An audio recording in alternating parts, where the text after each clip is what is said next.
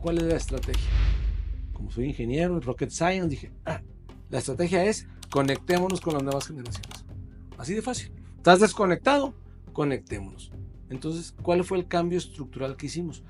En aquel entonces estaba Juan Pablo Páez, que era el director, el gerente de marketing en aquella época. Le dije, Juan Pablo, ya no vamos a hacer anuncios de televisión, ni periódico, ni radio. ¿Qué vamos a hacer? Todo digital, amigo. Todo digital. ¿Para qué? Porque los que ya nos quieren, los que ya nos conocen, ahí van a estar. Sí. Necesitamos conectarnos con los que no nos conocen. Entonces, ¿qué hicimos? Pues cambiamos todo el área de marketing y empezamos a hacer solo marketing digital. En esa época, en esos 15 años, 16, no sé, una cosa así, hubo 7 presidentes. ¿Externos? Y 2 interinatos de la junta directiva. O sea, imagínate el trauma de estar pensando a los 28 años que me puedo morir mañana.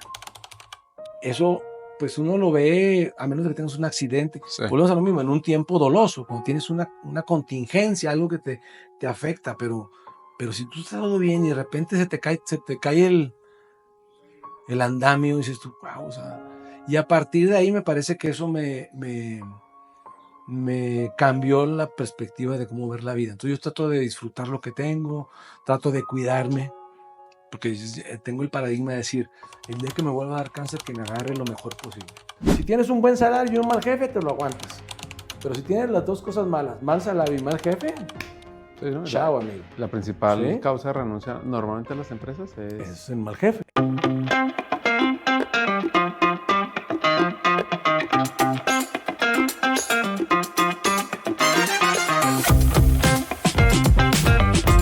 Cuando empecé a explorar la historia de Ramo, hubo un dato que me impactó profundamente y fue la alta rotación de presidentes en tan corto tiempo.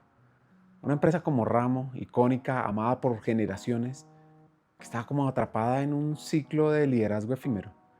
Y me puse a pensar, ¿por qué esta vez es diferente? ¿Por qué Bernardo sí ha logrado quedarse, transformar y crecer a un ritmo extraordinario?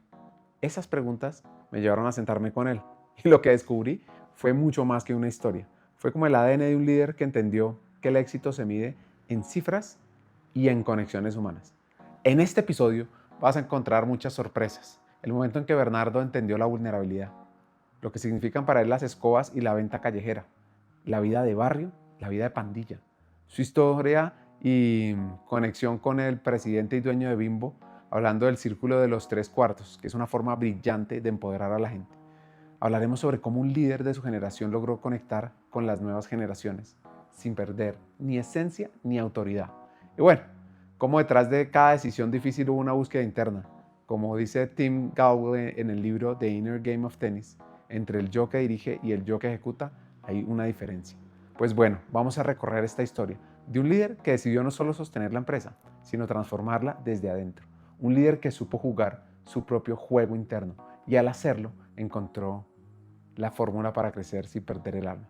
Aquí vienen varias preguntas para arrancar. ¿Cómo se lidera una marca icónica en tiempos de cambio? ¿Cómo se conquista al consumidor y al equipo al mismo tiempo? Este episodio tiene hacks, preguntas y sobre todo lecciones que trascienden los números. Prepárate, porque después de escucharlo no vas a volver a ver a Ramo ni el liderazgo de la misma manera. Bienvenido Bernardo a este episodio. Y para arrancar, qué mejor que contarles dónde estamos grabando. Hoy estamos en las oficinas administrativas, en el edificio Cusesar. Tenemos ya casi un año que nos cambiamos para acá. Decidimos hacer el cambio un poco porque pues, las nuevas maneras de trabajar, de operar, estamos trabajando un modelo híbrido y esta es una oficina de espacios amplios, abiertos, más colaborativa, hasta más lúdica. Entonces dijimos, no, vengámonos para acá y nos vimos hace un año. La gente muy contenta, nos ha gustado mucho.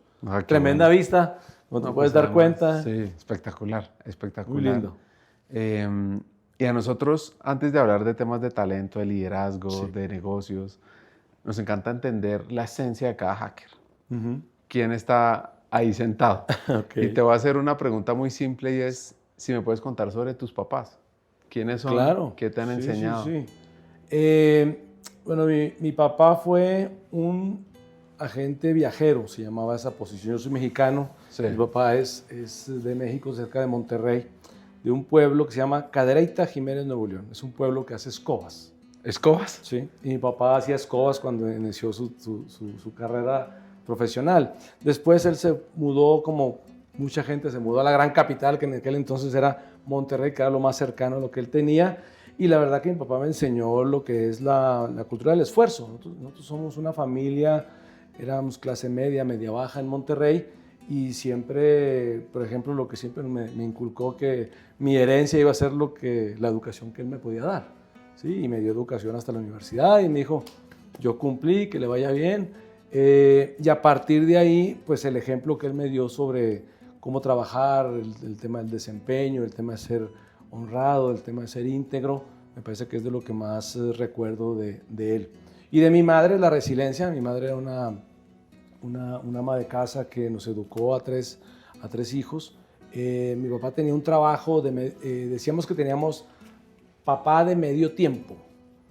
Porque ¿Por qué? mi papá viajaba, duró 40 años en la empresa donde trabajaba, se iba 15 días de viaje a vender, vendía 15 días viajaba de Monterrey a Ciudad Juárez. Esos son, no sé, más de 2,000 kilómetros, un montón. Sí. Y él viajaba en carro, iba pueblo en pueblo vendiendo ropa, ¿sí? Los 15 días, regresaba. ¿Y ese negocio de ropa, o sea, él compraba ropa y después Él trabajaba salía... para una empresa okay. y él me acuerdo porque luego nos llevó a muchos viajes con él.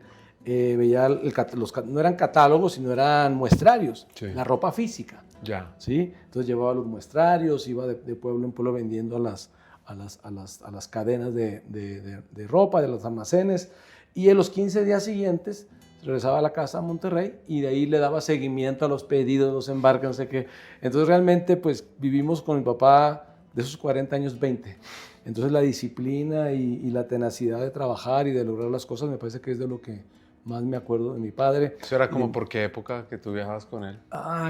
Yo viajaba, yo tengo 56, yo creo que empecé a viajar con él en las vacaciones cuando yo estaba primero en la primaria y después hasta la secundaria, o sea, digamos que hasta los 15, 16 años. Después ya no empezamos a viajar, ya no viajábamos con él, nos quedábamos más bien en Monterrey, pero era una experiencia chévere porque era pues, un tremendo vendedor, o sea, eso sí me acuerdo, era un tremendo vendedor. ¿Sí? ¿Y tú aprendiste de esas Mucho, técnicas de venta en terreno? Algo aprendí de la parte comercial. La verdad que yo digamos que me describo como un transformador, pero con un bagaje comercial fuerte. Sí. Yo digo, o sea, qué tenacidad esa cultura de esfuerzo. Me imagino que tú de verlo salir todos los días. Claro, todos los días a las 5 de la mañana. Todos los días. Mi padre era de los que se levantaba hasta que falleció a las 5 de la mañana.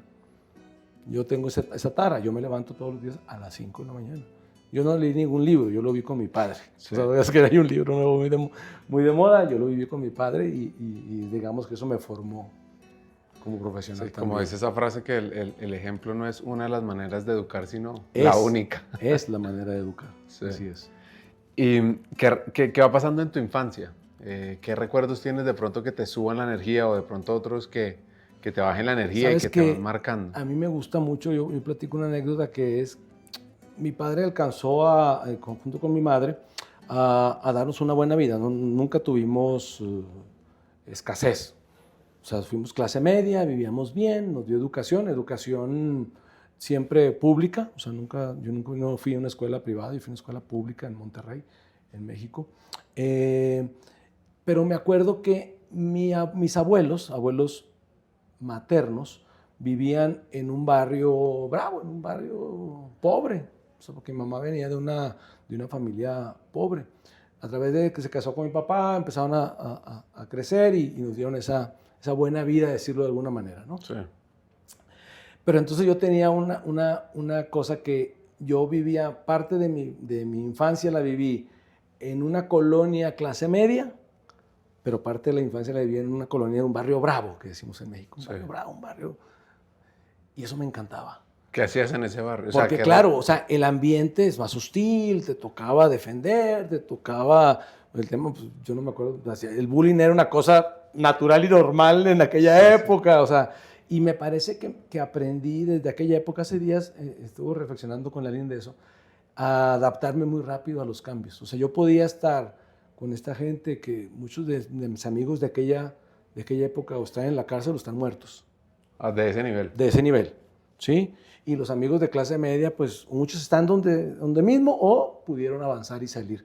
Entonces ese espectro, ese rango de vivencias me parece que me marcó, me hizo de alguna manera adaptarme mucho a las situaciones, entender que pues todos tenemos circunstancias diferentes. O sea, me parece que eso me ayudó. Sí. Y después de eso ya empecé a... Pero te tocaba, tú Sí. te metías en peleas de No, barrio. claro, de barrio, tengo marcas por todos lados y tengo historias tengo historias de todas, entonces, pero era muy chévere, o sea, eso se lo platico yo a mis hijos y dicen, no. O sea, ¿pero no. eras parte de una banda, por ejemplo? No, pero yo sabía que había una banda y estaba ahí. Y pues tenías que llevarte bien con todos porque pues no puede ser de una banda y de otra. O sea, sí, no sé si me explico. Sí, Era sí, muy sí, chévere sí. porque había que como hacer como un tipo camaleón ahí, pasar, estar con unos, conocer a otros, ¿sí? Cuidarnos unos de otros. La Además, verdad si que tú era muy venías de chévere. un barrio mejor, no Claro, te... claro, eso me marcaba un poco dentro de los amigos, pero finalmente también siempre tuve habilidad para relacionarme, entonces eso me ayudaba bastante. Y después estudié, soy ingeniero químico y alguna vez leí un libro que se llama El origen de las especies, que me encantó y me marcó porque este libro decía que no importaba si tú fueras más grande, más hábil, si lo que importaba era la capacidad, la velocidad que tenías para adaptarte al entorno. Leer el entorno y tratar de adaptarte lo más rápido. Y quien hacía eso, que esa es la base de la teoría de la evolución de Charles Darwin, era el que sobrevivía más rápido. Sobrevivía al menos. ¿Sí? Entonces digamos que eso desde que me crié con lo que después en la universidad medio entendí y lo que es la vida hoy, pues que la vida es así, o sea, el entorno cambia rapidísimo y si uno no está atento a eso, pues termina uno ¿Qué tal enredado. España hace unos días? Pues, O sea, damos por sentado todo lo que tenemos, la luz, la energía, ¿sí? Y se va de un día por un ratito. Entonces, a veces eso no lo valoramos. Entonces, en eso, creo que eso digamos que es como la formación entre la infancia, mis padres, la universidad. ¿Y tú te fuiste a una universidad pública o privada? Sí, pública. ¿Y por qué ingeniería química? O sea, ¿qué soñabas hacer tú? ¿Te imaginas en un laboratorio metido? Sí, realmente me gustaba el tema de la naturaleza. Siempre me ha gustado el tema de las ciencias naturales. ¿Sí? Yo creo que mucho de lo que me marca como líder está en función de la biología, de la naturaleza, porque el cuerpo humano, el cerebro y el cuerpo humano es casi perfecto. ¿Sí? Es casi perfecto. ¿Sí? Entonces, si uno entiende esa parte, uno avanza. Por ejemplo, a veces uno dice, oye, ¿pero por qué se enoja? Pues claro, está la dopamina, las oxitocinas. O sea, están las hormonas que nos regulan y que a veces no somos conscientes de estas cosas, ¿no? Entonces, el libro de Charles Darwin me marcó, decía, claro, pues es que tenemos que tener esa habilidad, esa resiliencia. Hoy le llaman la resiliencia, pero pues es lo mismo, o sea, tienes que estar en el entorno, saber que puedes ganar, perder, cómo lo sobrellevas. Sí.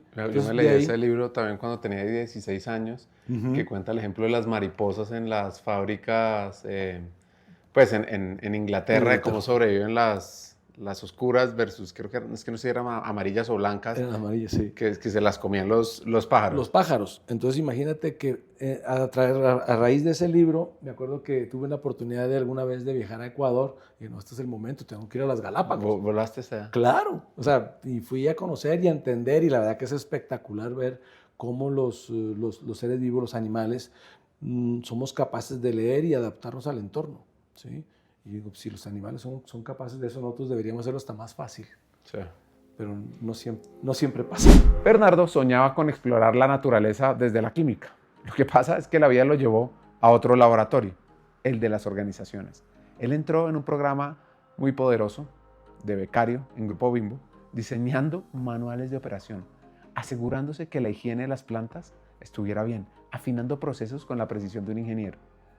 Como dice Thoreau, fui al bosque porque quería vivir deliberadamente. Bernardo, sin buscarlo, vivió su propio bosque, entre hornos, líneas de producción, normas sanitarias, enfrentando lo esencial y básico del trabajo. Lo que pasa es que en su historia aparece alguien, un jefe, esos mentores que ven más allá de las fórmulas, que los saca de la línea y le dice, venga, su talento está para algo más. Y así lo lleva al mundo comercial, donde aplicó lo aprendido de su padre, del oficio mismo de vender. Ya en la década de los 90, Bimbo se expandía como nunca antes y este hacker mexicano cambió las botas por la calle, los controles sanitarios por los puntos de venta y descubrió que liderar era, ante todo, estar cerca de la gente, del producto y del cliente. Como Turo, que creía que la riqueza es la habilidad de experimentar plenamente la vida, Bernardo aprendió que el liderazgo no nace en las salas de juntas, sino en ese contacto directo que se da en el terreno. Uno podría decir que su historia es la de alguien que no escaló alejándose de su origen, sino que llevó consigo cada experiencia, cada aprendizaje, cada paso. Porque recuerda lo que dice Turo, lo que un hombre piensa de sí mismo es lo que determina su destino. Y Bernardo eligió ser extraordinario, pasar de la química al liderazgo humano, a la venta. ¿Cómo era ser vendedor? ¿Cómo es esa parte en su vida? Digamos que yo siempre he pensado que los resultados son una consecuencia de. Entonces yo soy de estos vendedores comerciales, transformadores, más en función de entender cuáles son las palancas que mueven el resultado. Okay. Y me enfoco en las palancas que mueven el resultado. Y al final la consecuencia va a ser o la venta, el ascenso, la plata. Pero digamos que eso sí lo aprendí en la universidad. Eso fue una cosa muy ingenierina, de que si uno aprende a probar, a entender cuáles son las palancas que generan el resultado, a las variables, sí, y uno las ataca, las apoya, las destraba, por consecuencia va a haber un resultado. Yeah. ¿Sí? Entonces, digamos que ese es como mi mindset en cuanto a la venta, en cuanto a los resultados, etcétera, etcétera. Entonces, bueno, vas creciendo. Voy creciendo. Después llega un momento donde llegué a ser hasta director de ventas, director comercial de Latinoamérica. ¿De Latinoamérica? Sí, señor. O sea, es como vicepresidente.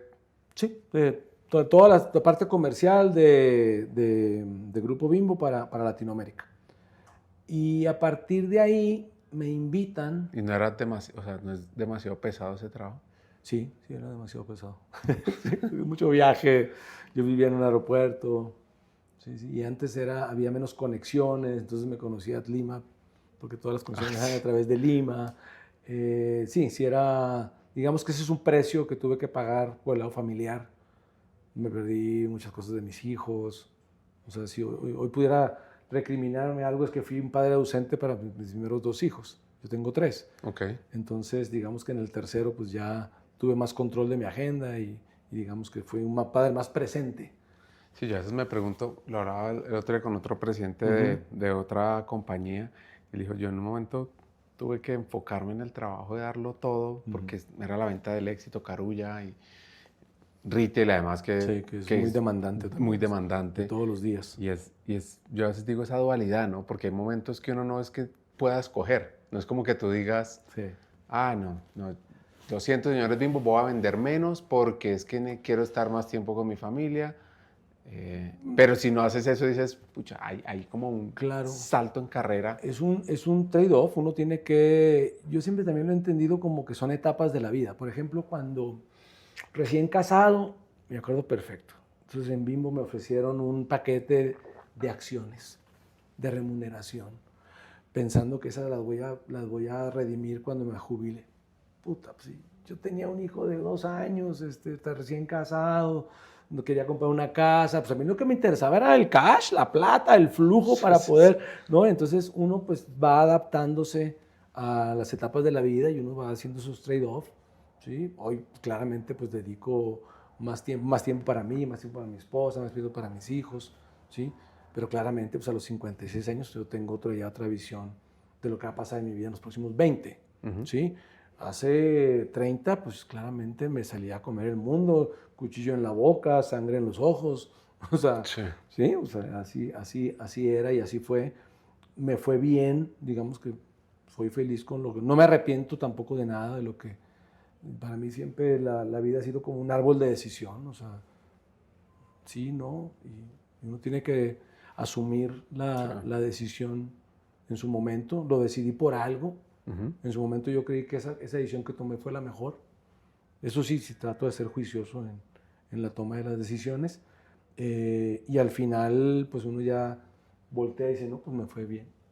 Ahí decidí más. No, siempre uno no termina de embarrarla nunca. Eso sí es parte de la vida. Es parte de la vida, ¿no? Embarrarla, sí. pero yo diría que en ese caso me ha ido bien. Entonces, Cuando fui director de ventas, me ofrecieron Colombia. Me dijeron, oiga, ¿no se quiere ir como gerente general a Colombia? Era director, era digamos que lo que pasa es de ser especialista de ventas comercial, pues ahora había que ser generalista. Digamos que iba a ganar más. O sea, a mí siempre me preguntan por qué duré 30 años en Grupo Bimbo. Pues duré 30 años porque cada 2, 3 años me ofrecían un nuevo desafío y más salario. Pues, ¿a qué me muevo? O sea, si aquí estoy, si personalmente me está yendo bien y profesionalmente tengo nuevos desafíos y son desafíos que me interesan, pues claramente iba a seguir por ese camino. Entonces me invitan a ser generalista, a ser gerente general acá en Colombia, y a partir de ahí ya no volví a lo comercial, digamos, ya lo veo ahora de manera integral en todo el negocio, que te voy a decir que el trabajo que más me ha gustado es el de ser generalista, porque tienes, digamos que todos los hilos del negocio. Y en ese generalista yo a veces pienso eso es como los malabaristas, ¿no? Eso es como todo el tiempo, o sea, tú estás acá bien, entonces tienen cosas de innovación que yo me imagino que eso es un goce, además meterte en la producción, en el detalle. Comiendo, revisando. Todo eso, pero después un tema legal, un tema de un empleado que no sé qué, o sea, como ese tema de manejar como esa montaña rusa de emociones, es como que a mí se me hace como muy difícil de estar ya en esa posición. Pues es difícil y no, porque es exactamente igual que ser funcional. O sea, cuando eres especialista estás metido y te vas profundizando en los problemas. A mí me parece que ser generalista es muy chévere porque aparte tienes la posibilidad de aprender mucho, ¿sí? Tienes la posibilidad de conocer más gente, tienes la posibilidad de impactar a más personas, que a mí eso me parece que es parte del objetivo social que tiene uno como emprendedor, como profesional, como líder. O sea, como si entrego resultados, claramente pues tengo que entregar resultados. O sea, hay un objetivo económico en las empresas, ¿sí? Que hay que cumplirlo y hay que generar resultados, repartir ese valor a todos los stakeholders. Pero hay un objetivo y un fin social que es cómo ayudamos a más personas. O sea, cómo... siempre he pensado que cómo ayudamos a la gente a tratar de llegar a su máximo potencial. Entonces, a mí cuando me preguntan en los negocios que he manejado, oiga, es que se va a ir fulano de tal, se lo llevan tal o cual empresa, el robo de talento que es normal en las industrias. No, pues que le vaya bien. No, pero ¿cómo así? Retengámoslo. No, hermano, no lo retenga, que le vaya bien. La pregunta siempre es, ¿el que se va hoy es mejor persona, profesional, que cuando llegó? Si decimos que sí, es check.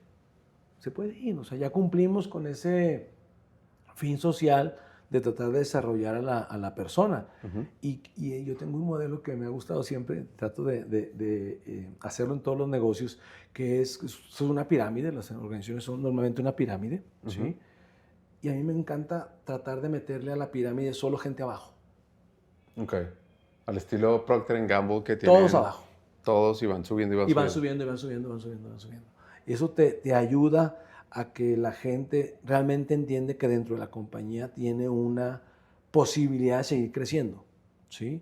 Si en el momento dado no tenemos el talento para X o Y posición, bueno, pues ya lo buscaremos afuera, pero digamos que en el 80, 90% de las posiciones estamos trato de que el talento venga de abajo y ayudarlos y eso me parece súper ganador. Pues, digamos, estas empresas, por ejemplo, Procter, yo estudié mucho el caso, ellos tienen un éxito en su cultura y la gente ama esa compañía y, mejor dicho, es como tatuado. Claro, tatuados. Sí. Porque logran coger gente muy talentosa de distintas universidades, pero también gente que casi que esa es como su salida a, no sé, ni siquiera, o sea, a ser clase media. Sí. Entonces, el amor, el compromiso, la gratitud. Y la gratitud es gana-gana al final.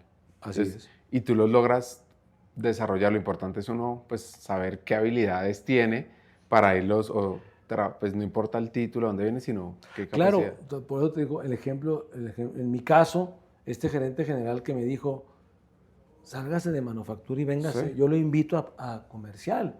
Y claro, él me abrió un panorama que yo no había visto. Total. ¿Sí? Y me ayudó y me guió me puso en el camino. O sea, mi papá también me enseñó eso. Mi papá me enseñó, siempre me decía, mi hijo, usted que lo pongan donde hay. Usted tiene que hacer el resto. Eso significa que si me pones donde tengo la posibilidad, ya es mi responsabilidad tomarla y seguirla. Entonces, a veces cuando la gente, a mí me pasa mucho que la gente luego me agradece mucho que, oiga, me ayudó, mire, me promovió, confió en mí, etcétera. Yo siempre he dicho, mira, la manera con la que me siento más agradecido es que aproveches la oportunidad. Entonces, yo te pongo en la oportunidad, aprovéchale. Si la aprovecha, yo hoy me siento gratificado, digo yo, cumplí. Porque también uno se puede equivocar, ¿verdad? Y los lleva a veces a los niveles de incompetencia y, pues, y uno también fue responsable de eso. Hagamos una pausa y quiero que hablemos sobre la reinvención silenciosa de people, de personas. ¿Estamos listos? Porque es que mientras las empresas están aprendiendo a surfear la ola de la inteligencia artificial, hay una pregunta incómoda que pocos se atreven a hacer. ¿Qué pasa con people, con las personas? Mientras las áreas de negocio presionan por productividad, ahorro, automatización, muchos equipos de talento humano siguen anclados en procesos operativos, esperando que llegue la herramienta que los transforme. Pero la realidad es otra, la inteligencia artificial no va a transformar. People tiene que transformarse primero para aprovechar la inteligencia artificial. Y esto lo leí de George Bershom en un llamado de alerta y de oportunidad. Las áreas de talento humano están ante su momento decisivo. Rediseñar su rol desde la raíz, dejar de ser servicio para convertirse en arquitectos de trabajo, diseñadores de productividad, estrategas de aprendizaje y cultura. Y eso exige dejar atrás el viejo mindset de procesos, formularios y soporte transaccional. Así que te dejo una pregunta a ti. ¿Quién se atreve a liderar este rediseño antes de que sea demasiado tarde? Si no lo hace talento humano, vamos a ver qué sucede. Es un cambio de mentalidad, es un cambio de identidad. Y quienes lo entienden a tiempo, más que sobrevivir, van a liderar la nueva era del trabajo. ¿Por qué les cuento esto? Más adelante entenderás la conexión de Bernardo con talento humano, pero volvamos al episodio, porque este hacker mexicano luego pasa a Brasil a una operación compleja, retadora, diferente. ¿Cómo le va en esa adaptación darwiniana? Pues es que si lees el libro, El origen de las especies, uno tiene que adaptarse. Entonces, digamos que yo siempre busco en todos los países en qué sí somos iguales y sobre eso construyo. Okay. Entiendo en qué somos diferentes. Yo entiendo que a quien no les gusta el picante, listo. Perfecto.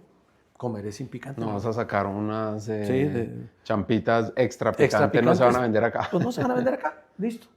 Pero aquí les gusta trabajar, son trabajadores, son recursivos, ¿sí me explico? O sea, tienen un valor de la familia similar al mío. O sea, entonces yo trato siempre de construir sobre lo que es similar, ¿sí? Entiendo las diferencias, las respeto, ¿sí? Entiendo que también no hay felicidad completa, ¿no? Uno no puede tener todo en la vida, uno tiene que aprender también a que va a haber falencias y va a haber faltas de cosas, y sobre eso uno se empieza a adaptar, ¿sí? Entonces trato de conocer la cultura, los usos y costumbres, la música, o sea, entonces eso es súper chévere porque cada país tiene su encanto. Si tú me preguntas en qué país he vivido mejor, pues yo he vivido bien en todos. Sí. O sea, en algunos es un poco más fácil que en otros. El entorno es un poco más agreste en algunos que en otros. Pero, por ejemplo, aquí en Colombia, pues aquí la gente es súper querida, no ven mal al extranjero, particularmente al mexicano le tienen un cariño y un aprecio porque somos muy... Aquí ser extranjero es hasta una ventaja, yo creo. En algunos casos puede ser que hasta sí, no sé si me explico. O sea, entonces trato de construir sobre lo que, en las cuestiones en común. Y en los temas de cultura organizacional, pues los valores son los valores. O sea, la integridad es igual en todo el mundo. La ética es igual en todo el mundo. O sea, eso es un valor universal, la justicia, el respeto, la confianza. Entonces trato de construir sobre esos valores que tienen la misma conexión a nivel geográfico, cultural. ¿Sí? Antes de pasar acá a Ramo, entonces de Brasil llegas acá, me imagino. De Brasil llego acá. Sí, señor. ¿Cuál fue el proyecto que más dolor de cabeza te generó en esos 30 años en Vimo? Yo creo que tuve dos muy duros. Brasil fue uno. Brasil me pareció... ¿Qué fue lo difícil? En Brasil me parece que fueron dos cosas. Bueno, tuve dos grandes retos que me parece que son como las dos grandes fallas que he tenido a nivel profesional. Y no fallas como tal, sino que perdí la perspectiva de cosas que no debía haberlas perdido. Una, cuando estaba en Centroamérica, vivía en Guatemala, muy chévere, un tremendo país también. Quise hacer algo porque me lo pidieron. Oiga, necesitamos que haga esto, que iba en contra de tener al consumidor en el centro del negocio. ¿Sí? Y eso me costó resultados, esfuerzo. Dije, aquí la estoy embarrando, o sea, no puedo estar pensando que porque me lo pidieron no es lo correcto. Entonces ahí, digamos que me equivoqué como líder en cuanto a que perdí la perspectiva de que siempre tenía que tener al consumidor en él. Porque esto es una compañía de consumo masivo y siempre he estado en alimentos. Aquí el que manda es el que compra. Uh-huh. Y la otra, que fue en Brasil, digamos que ahí también por tener el resultado, que era una operación con muchos problemas estructurales, y porque como dicen los brasileros, Brasil es diferente, o sea, es otro continente totalmente a Latinoamérica. Digamos que perdí la perspectiva de las personas. ¿Sí? O sea, me cargué demasiado al resultado. Como de lugar. A como de lugar. Y yo creo que eso me costó mucho, tuve muchos problemas. Creo que ahí esos de los dos errores que yo podría decir que como líder he cometido. He cometido más, claramente. O sea, pero digamos que los que me marcaron en lo profesional fueron esos dos. Que no debo de perder la perspectiva de los consumidores, de los que realmente compran y a los cuales estamos buscando sorprender y atender. Y la otra es que pues también, a pesar después de 30 años, de 20 y tantos años de trabajar pensando en las personas, me ganó el tema de lograr un resultado, porque yo tengo un problema en cuanto a las metas y los resultados y todo este cuento. Yo a donde llego, trato de hacer una sola cosa: lograr resultados extraordinarios y sin precedentes. Ese es como mi mantra. ¿Y eso de dónde salió? Hace muchos años, casi recién empezando.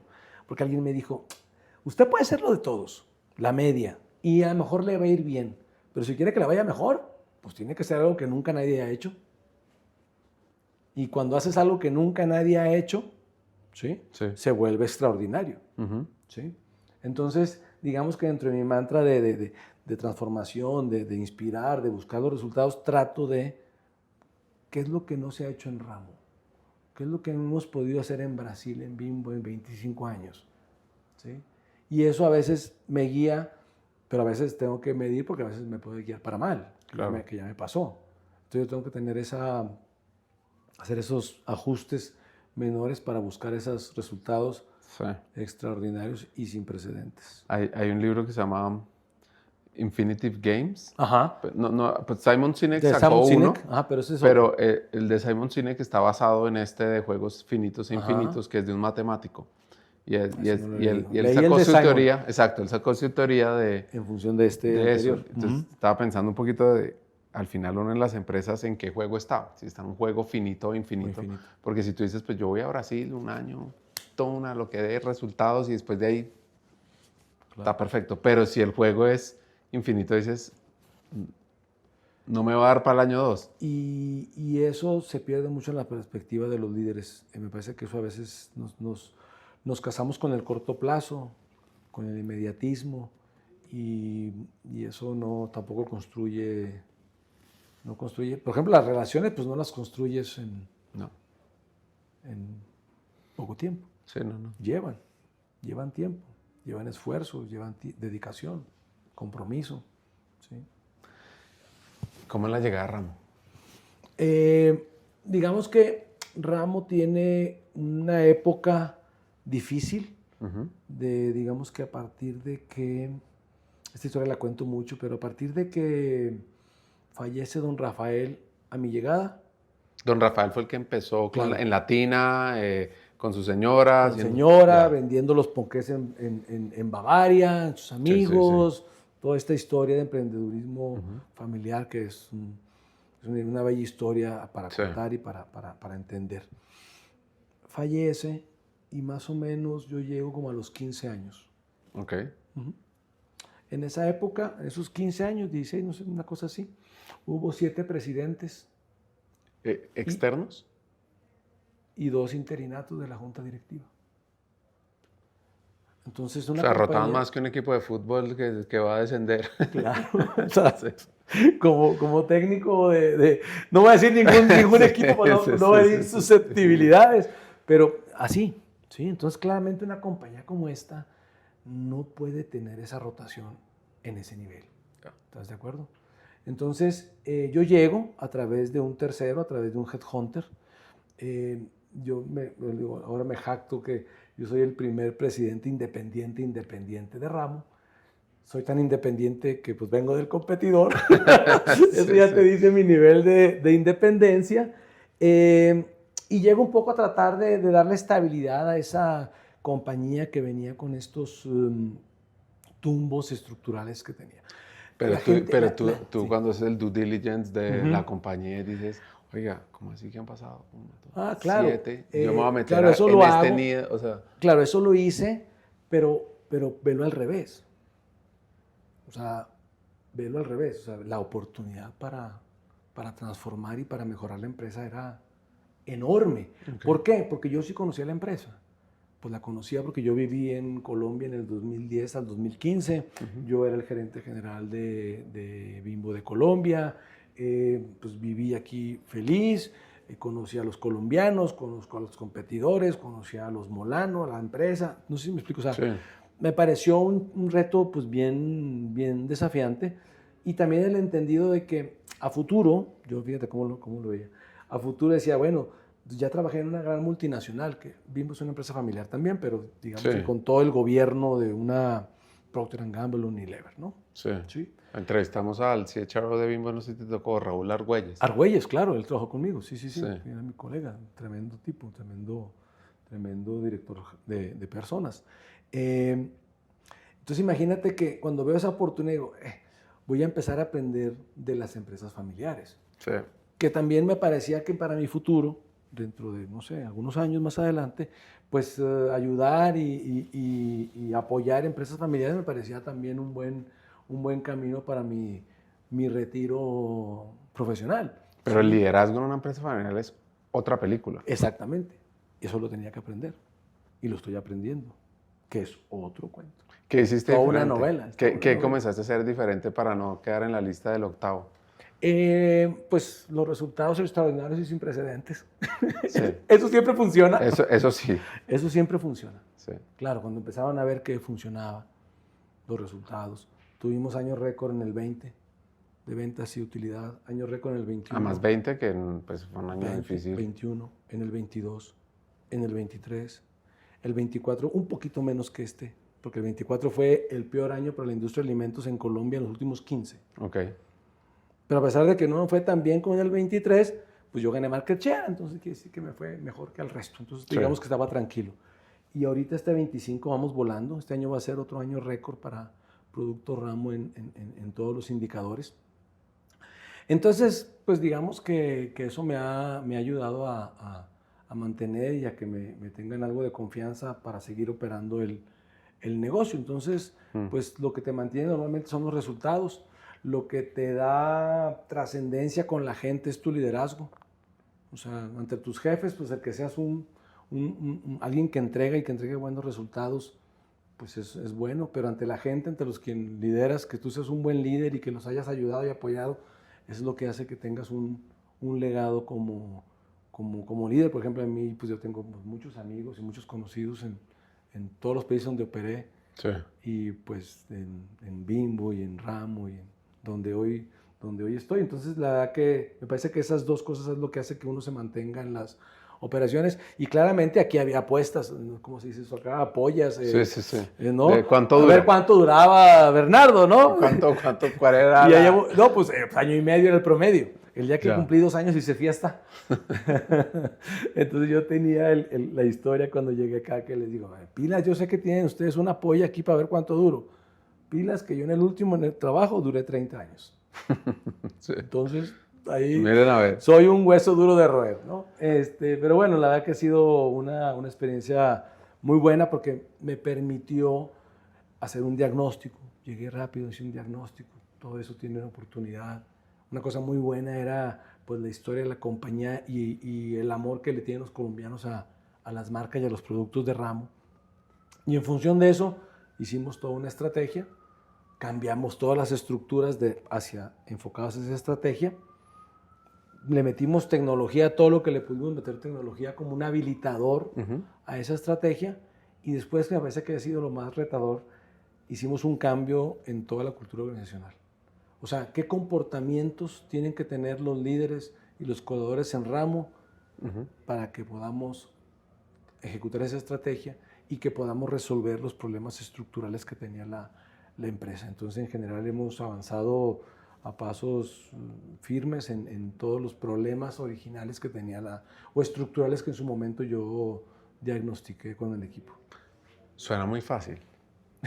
Claro. Me metí, resultados extraordinarios, año tras año, el 24 ahí, pero seguimos creciendo. Sí. ¿Fue fácil?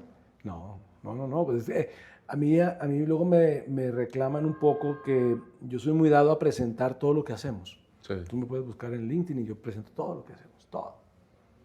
Lo que hacemos, lo que no hacemos, ahí se puede entender la estrategia que estamos usando. Y yo presento mucho, yo hago como muchas pláticas de transformación, de innovación, de liderazgo. Y cuando yo presento el modelo, más de uno me ha dicho, ¿y usted por qué presenta eso? Digo, pues claro, tómale una foto.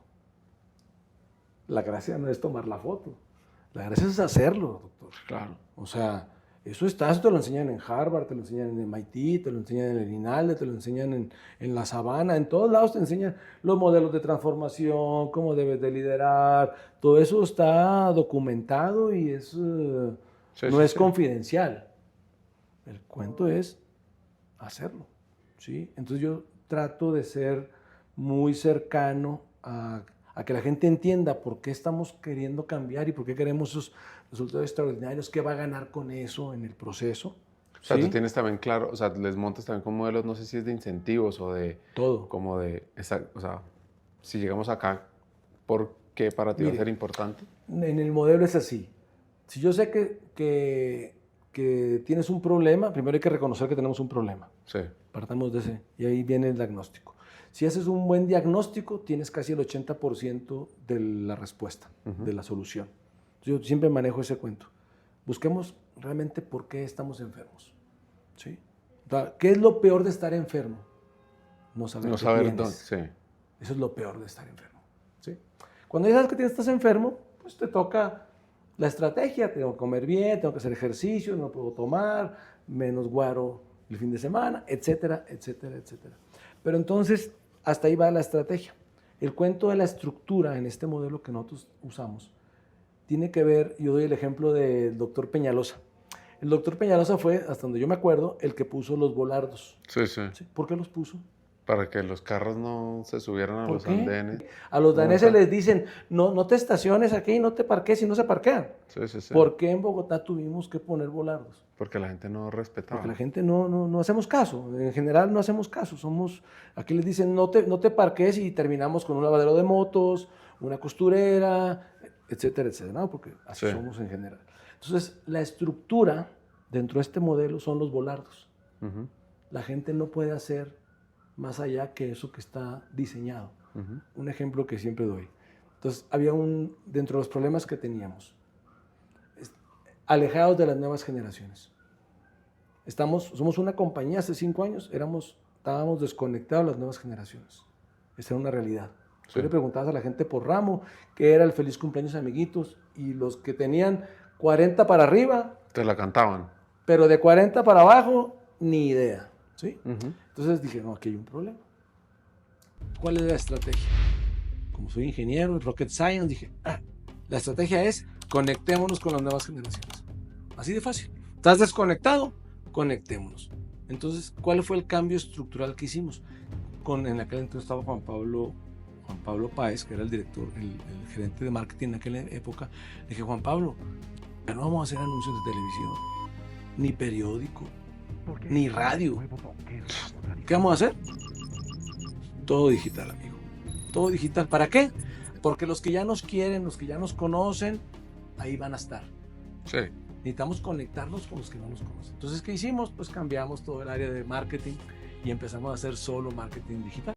¿Sí? Y eso también lo usaron para atraer nuevos talentos acá. Claro, porque entonces en las redes empezamos a revisar, bueno, hay un tema de marcas, ¿sí? Hay un tema de marca empleadora y hay un tema de los líderes de ramo, que en este caso, pues digamos que el ejemplo de eso soy yo. Yo soy el que estoy liderando todo el tema de las redes sociales en ramo como líder. Entonces tienes tres grandes bloques a conectar. Ramo como marca, ramo, marca, producto, ¿sí? Marca empleadora, ¿qué tan bueno es ramo como empleador? ¿Sí? Y Bernardo, ¿qué tan buenos son los líderes en ramo? Porque tú realmente estás en una empresa, la mayoría que somos empleados, pues porque tienes un buen salario y porque tienes un buen jefe. Si tienes las dos, estás del otro lado. Si tienes un buen salario y un mal jefe, te lo aguantas. Pero si tienes las dos cosas malas, mal salario y mal jefe, ¿no? Chao, amigo. La principal causa de renuncia normalmente en las empresas es el mal jefe. El jefe. Cuando hicimos ese cambio estructural, ¿sí? Empezó a funcionar, nos empezamos a conectar. Entonces, digamos que ese es el modelo y así empezamos a resolver todos los problemas que teníamos. ¿Y te tocó sacar líderes cuando llegaste que no hacían ese fit? Sí. A ver, es que no todas las empresas son para todo el mundo. O sea, el ejemplo que doy, que ya trato de no darlo, pero pues me parece que es muy fácil de entender, es que ¿cuándo has visto tú musulmanes en las iglesias católicas? No hay. O sea, ortodoxos en la católica, no hay. Chiitas con los hindúes, no hay, no existe. ¿Por qué? ¿Por qué no se agrupan esas personas ahí? Por una sola razón, no creen en lo mismo. Entonces aquí necesitamos gente que crea en lo que estamos haciendo, que crea que es bueno para él, que cree que es bueno para la empresa, que cree que es bueno para la comunidad. No sé si me explico. Sí. Cuando uno se alinea en eso, pues tienes una máquina súper potente, o sea, gente que cree en lo que está haciendo, ¿sí? Entonces va a ser difícil que en una empresa, tú seas una empresa multipropósito. Sí, no, que es monedita de oro que le cae bien a todo el mundo, no. Pues no se puede. Entonces, digamos, eso sí, a todos les dijimos qué queríamos. Ya solitos se fueron selección natural. Cuando Bernardo llegó a la dirección de ramo, él entendió claramente cuál era su reto. No era modernizar procesos, automatizar o digitalizar. Era hacer un cambio cultural de verdad. Era generar confianza en las personas. Era posicionar una marca que es de las más queridas por los colombianos. Como diría Timothy Galwell en el libro The Inner Game of Tennis, el oponente más formidable no está afuera, sino dentro. Es la voz que duda, que critica, que teme. Y Bernardo había pasado por muchas canchas. La planta, las ventas, la estrategia global, Brasil, Centroamérica. Pero ahora, el frente de una compañía amada por generaciones necesitaba jugar su propio juego interior de liderazgo. Sabía que no podía imponer el cambio por decreto. Como en el tenis, no bastaba con gritarle a la raqueta. Había que confiar en la práctica, en el instinto, en la capacidad de su equipo para aprender y adaptarse. El secreto no está en intentar más fuerte, sino en intentar menos, confiar más y dejar que el aprendizaje emerja. Así fue dejando espacio para que los operarios propusieran mejoras, para que los jóvenes líderes encontraran su voz, para que la empresa redescubriera su propósito. Bernardo no estaba transformando procesos, estaba como un entrenador silencioso ayudando a cada persona a jugar su propio juego interior. Y en ese acto de confianza, ahí es que la empresa innovó, floreció, creció, porque entendió que el cambio más profundo no viene de afuera, sino de adentro. Así que recuerda que la verdadera victoria es ganar contra las limitaciones que uno mismo se impone. Y bueno, en la historia de Ramo, él sigue multiplicando el impacto. Y quiero que saquen su libreta, quiero que anoten lo que él llama liderazgo transformador. Que tú a través de tu ejemplo, de tu liderazgo, de tu inspiración, eso sí, es ejemplificante, o sea, el modelo es a través del ejemplo, porque es como se aprende, es el role model, o sea, uno aprende normalmente desde chico, yo digo que soy muy químico, muy ingeniero, o sea, pues uno de chico aprende ¿cómo? Viendo y haciendo después. Entonces, bajo ese esquema de liderazgo, más el que yo te entrego una cosa, y tú al final, ejerciendo ese liderazgo, me entregas una cosa B que sea mejor, esa es una transformación. Total. ¿Sí? Entonces, digamos que sobre eso así es como yo lo entiendo y trato de transmitirlo. ¿Qué es lo más difícil de trabajar en una empresa de familia? Porque es que eso es, pues yo lo he vivido en carne propia, eso es, Sí, es bravo, eso es bravo. eso es otra, o sea, casi que los problemas del día a día del negocio no son Tan graves como como los otros. Claro, mira, yo de lo que he aprendido, tanto en Bimbo como en Ramo y si en algún lado vuelvo a trabajar en alguna otra empresa familiar, yo entiendo que hay como dos grandes cosas. Una, que parece increíble lo que voy a decir, pero a veces ni los mismos dueños saben qué quieren de la empresa. Uh-huh. Entonces, conciliar ese objetivo común como familia de qué quieren de la empresa, eso es un gran problema. Sí, además que todos tienen estilos de vida diferentes. Y... Entonces, ahí empiezas a cómo concilio eso, ¿sí? Uh-huh. Y la segunda es que como todos tienen diferentes objetivos y propósitos o visiones de la empresa, pues cómo concilian los conflictos de interés, Uh-huh. que ese es otro de los grandes problemas que tienen las empresas familiares. Entonces, digamos que eso es lo que yo he aprendido en los últimos años, en mis 35 años que tengo de carrera, de que cuando las familias, los dueños, la propiedad, sabe qué quiere, pues es muy fácil. Sí. O sea, yo lo ¿Saben aprendí qué de las quiere dos maneras. y las reglas de juego? De juego. Además. Entonces, si tú vas y me dices, mire Bernardo, su mandato estratégico es este. Listo, lo hacemos. Yo te digo qué necesito y cómo lo voy a hacer y tú me vas apoyando y me vas controlando, no pasa nada, ¿sí? Pero si al principio dijimos vamos para Cartagena y a medio camino no, siempre no, que es Bucaramanga.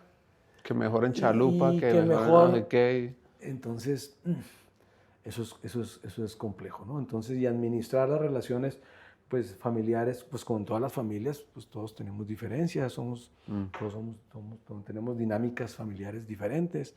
Entonces yo creo que me parece que esas son de las dos cosas más complejas que tiene administrar una empresa familiar, ¿no? ¿Sientes soledad en el poder? Pues así como soledad, no tanto, porque digamos que yo tengo un círculo de seguridad, yo tengo mi familia. O sea, yo soy Bernardo el de Ramo, pero soy Bernardo el de la familia Serna Gámez. O sea, ahí estoy, Serna Saucedo, entonces ahí estoy, tengo que estar con mi familia. Entonces, digamos que siempre parto de que yo puedo estar en Ramo, puedo estar operando, puedo estar... Pero mi señora cuando llegó a mi casa me dice, huevona, usted aquí no es el CEO, usted es el papá, el esposo, el amigo, y uno tiene que entender que es así, o sea... Pero cuando estás acá tomando decisiones... Yo creo que no tanto porque digamos que mi manera de operar es, yo trato de... Yo tengo una anécdota que es muy simpática, que es una manera de en cómo yo traslado la estrategia, Uh-huh. que entiendo que es la que debemos hacer a la operación y a mis colaboradores y a la gente que trabaja conmigo. Alguna vez me encontré al dueño de Grupo Bimbo en un elevador, de un sótano, esos clásicos pitch de elevador, ¿no? Sí.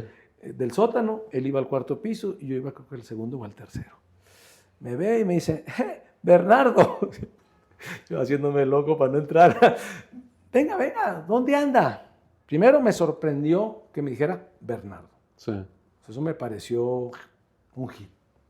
Pero tú hay que... Yo estaba en aquel entonces en la gerencia comercial de Centroamérica. Okay, Yo era el responsable comercial, yo estaba en Guatemala. Sí. Entonces, como yo ya estaba en Guatemala, seguramente él me tenía ubicado por ser de los expatriados, que eso sí, expatriados en una compañía grande, pues no hay tantos. Uh-huh. ¿Sí? Entonces, ¿dónde anda? Pase, venga, acompáñeme. Allá voy para adentro con don Lorenzo Servit, que se llamaba el dueño es el dueño de la compañía, falleció. Y me dice, ¿dónde anda, Bernardo? Digo, no, don Lorenzo, estoy en Guatemala. Algo me habían dicho que andaba afuera, ya no está en Ricolino. ¿Eh? No, ya no estoy en Ricolino, una marca de dulces que también trabajé allá. No, estoy en Guatemala. ¿Y qué tal? ¿Cómo le va?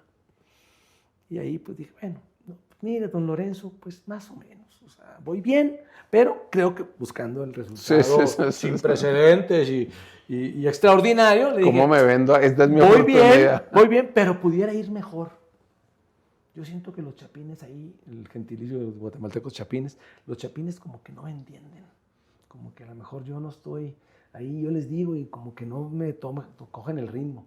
Dice, usted es el que está mal. ¿Cómo así, don Lorenzo?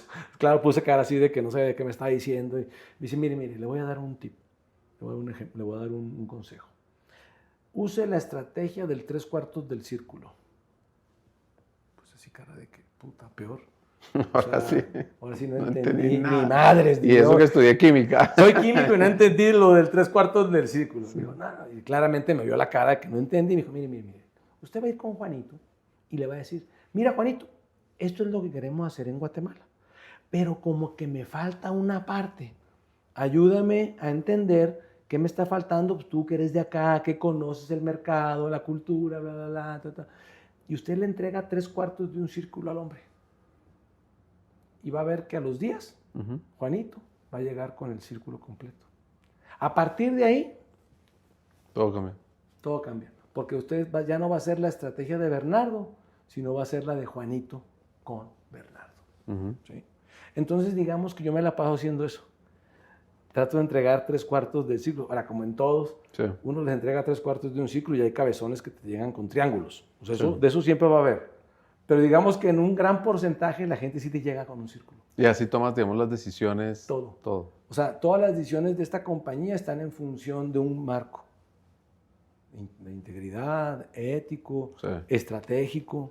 Todo lo que sume a eso, lo hacemos ya, mañana. Lo que no sume a eso, no. Oye, pero es que antes, no. Oye, que yo creo, no suma, compadre.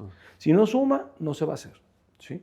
Entonces, digamos que por eso no sé qué tanta soledad puedo tener con eso, porque si yo comparto eso, pues no, nadie me puede decir que estás tomando las decisiones aquí yo solo desde el Olimpo. Sí.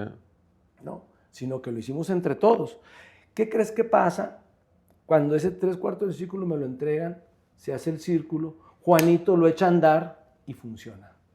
Puta, ese Juanito llega, hermano, como pavo real, jefe, nos salió, lo logramos, sí, y yo le metí acá y empieza ya cada quien se adorna, ¿no? Pero sí, listo, hermano, no pasa nada. Es un éxito compartido. Y eso se vuelve un círculo virtuoso, ¿sí? El cuento es mantener la disciplina siempre de hacerlo y de construirlo, sí, de esa manera. Y no llevarse uno el éxito del... Claro. O sea, claro, uno a veces es la cara, uno a veces es el que facilita. Yo siempre digo, yo soy el que firmo los cheques. Esa es mi función, firmar cheques, ¿sí? Pero realmente quien hace toda esa transformación pues son los líderes. O sea, los cambios de transformacionales o culturales es a través de los líderes, o sea, no es a través de ningún... Claro. O sea, los hijos se educan no solos, se educan a través del ejemplo de los padres. O sea, yo veo que ahora pues, que la escuela es... No, la escuela no es responsable, es corresponsable. Sí. O sea, yo veo eso, ahora eso ha cambiado mucho, pero pues, yo decía, si uno está educado bien a través de la familia, del ejemplo de los padres, de las guías, de esos mentores que tiene uno a través de la vida, pues le va a ir a uno bien. O sea, no tendría por qué irte mal, me parece. Sí. ¿Sí? En esta historia de vida, tanto profesional como personal, pues que es bien interesante, me gustaría conocer un poquito de ti, ¿a qué le tienes miedo? O si tienes algún miedo.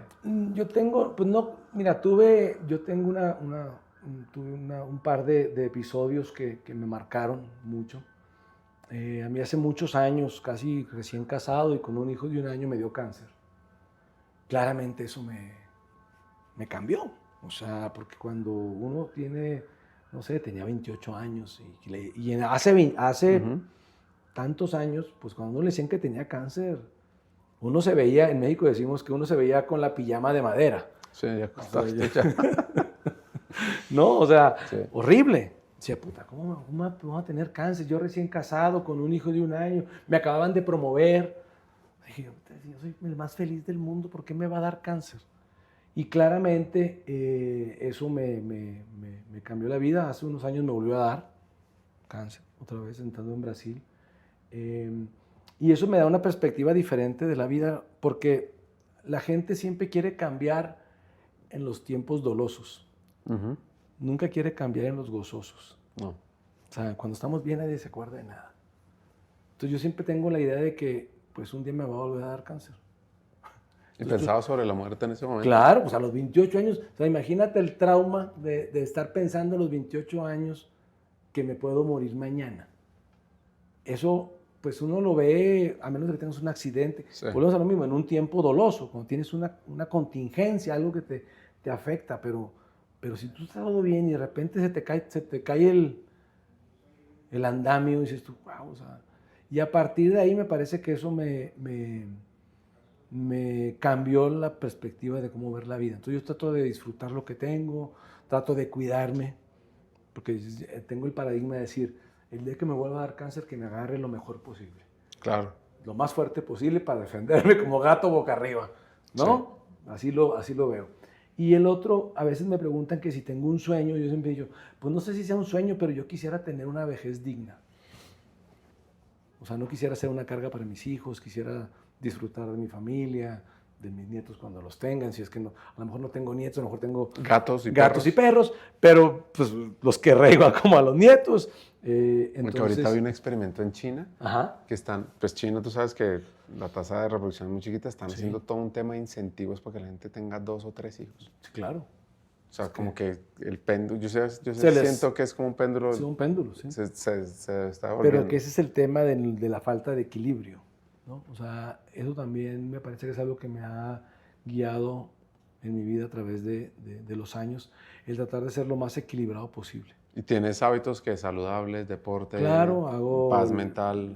Trato de leer mucho, trato de hacer mucho ejercicio, trato de convivir y platicar con mucha gente, ¿sí? O sea, trato de ser lo más social posible, pues tengo mi espacio personal, tengo una agenda, tengo 3 agendas, tengo una agenda, si lo tuviera que poner en orden, de menor a mayor, tengo mi agenda, que es la agenda deportiva y mis espacios. Tengo una agenda profesional, que es la de Ramo hoy, y tengo la agenda social de mi señora. Entonces, la que manda ahí es mi señora, entonces yo ahí me acomodo. Pero la verdad que eso nos ha ayudado mucho a poder mantenernos equilibrados ante pues, todos los problemas. Todos tenemos problemas. A veces para unos más grandes que otros, pero todos tenemos problemas. Digamos que esos son los... Trato de mantenerme equilibrado en todos los aspectos. Para ir cerrando el episodio, sí, señor. ¿Qué lecciones te deja el tenis? Me encanta ahora. Estoy como... Mi señora siempre se burlaba de mí porque yo siempre he sido como muy obsesivo. O sea, yo quiero aprender algo y hasta que lo aprendo. Sí. Y me meto en algo y hasta que... Y entonces, en el tenis, me hubiera gustado primero aprenderlo más joven. O sea, tú tienes swing. Sí, yo tengo swing de señor, ¿no? ¿no? Siempre he hecho deporte, eso me ayuda, eso siempre físicamente me mantengo, también me ayuda, pero me hubiera gustado haberlo aprendido más joven. ¿Sabes qué me gusta mucho? Que primero, físicamente tienes que estar bien para poder jugar. ¿Sí? La otra es que es un deporte donde tienes que estar súper enfocado y presente. Tú no puedes estar ahí papando moscas, como digo yo. Tienes que estar ahí, en el juego, en el punto, en la pelota. Botó, pegó, botó, le pegué, pegó. O sea, ¿sí me explico? Y eso hoy es súper valioso. Porque la gente ya casi no está presente. Es increíble que eso hemos perdido. Yo creo que hay una adicción digital fuertísima, que yo siempre he entendido que lo digital, la tecnología, porque pues la tecnología, los cambios tecnológicos han existido desde que el hombre apareció en la Tierra, pero me parece que ahora eso nos ha deshumanizado mucho más de lo que yo hubiera creído. Es impresionante. Yo a mis hijas les tengo prohibido iPad, todo, tienen 9 y 6 años. O sea, me leí Anxious Generation, no sé si te lo leíste, Jonathan Haidt. Pero sí se puede. Y si uno tiene hijos de cualquiera, yo creo que se tiene que leer ese libro. No, es que es asustador, dirían en Brasil. El impacto del cerebro para la vida, para todo eso. O sea, y entonces me ha gustado eso, que es un deporte en el que tienes que estar enfocado. ¿Y los errores? ¿Te gusta el tema de cómo maneja uno los errores? Claro, es que es increíble que uno, a pesar de... Pero eso también es lo chévere, porque tú a pesar de que te equivocas tanto, puedes ganar.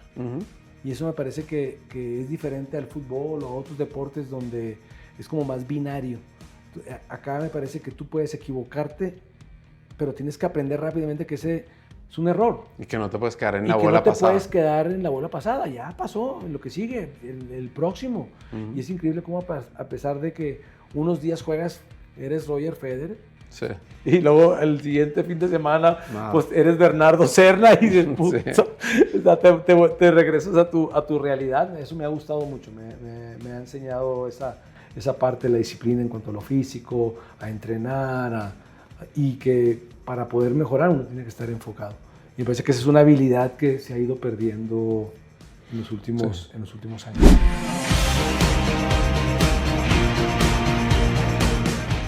Para cerrar el episodio, pues la conversación con Bernardo, que es un gran contador de historias, nos deja 5 hacks que uno debería anotarlos en algún lugar o, por qué no, tatuárselos. 1. La cultura del esfuerzo se cultiva con el ejemplo. Él aprendió que no hay discurso más poderoso que el de alguien que madruga, trabaja, insiste y no se rinde. Que el esfuerzo es contagioso. 2. La adaptabilidad es la ventaja evolutiva definitiva. Él se reinventó cada 2 o 3 años. No esperó a que el cambio lo obligara. Se adelantó y por eso creció. 3. Recuerda este hack. No subes solo. Subes con tu gente. Ser líder no es hacerte aquí en lo más alto que los demás. Es construir una escalera colectiva. Subir juntos y no competir. Y por último, la soledad del poder se combate construyendo círculos de confianza. Ningún líder aguanta solo. Necesitamos una tribu, un espacio donde podamos quitarnos la armadura, ser nosotros mismos y ser vulnerables. Así que si algo me llevo a este episodio es que el liderazgo verdadero es una manera de vivir, de inspirar y sobre todo una práctica de humildad, confianza y propósito. Nos vemos en un siguiente episodio. Síguenos en las diferentes plataformas y en nuestro nuevo canal de YouTube.